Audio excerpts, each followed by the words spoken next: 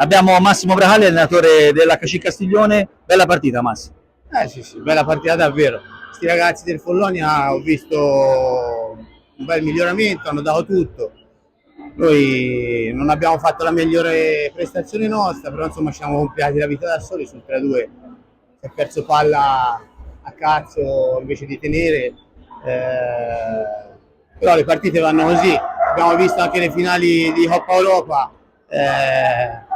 Purtroppo gli ultimi minuti bisogna ragionare, avere un po' di testa e a quel punto era da gestire la partita, invece abbiamo forzato un'azione, abbiamo preso un contropiede e poi è stata tutta una baraonda agli ultimi 3 minuti, quindi cosa che a noi sinceramente non era quello che dovevamo fare, però va bene, non facciamo drammi, meglio, ho detto ai ragazzi, un bagno di umiltà ogni tanto serve anche, e meglio farlo ora per proseguire comunque l'annata nel migliore dei modi, che poi magari che ci capiti nei playoff dove magari le partite contano un po' di più.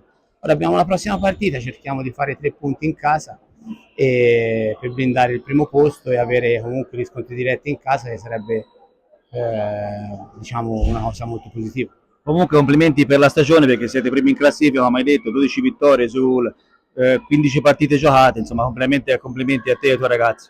No, vabbè, siamo partiti un po' tentennanti, poi abbiamo fatto un bel miglioramento, i ragazzi sono venuti abbastanza dietro, si è fatto un bel filotto di partite, ora abbiamo fatto questa sconfitta, però insomma non c'è da fare drammi, anche se comunque era l'ultima classifica, però insomma sono tutti ragazzi di prospettiva, il portiere in porta il prossimo anno, a quanto ho capito, sarà il portiere della Serie 1.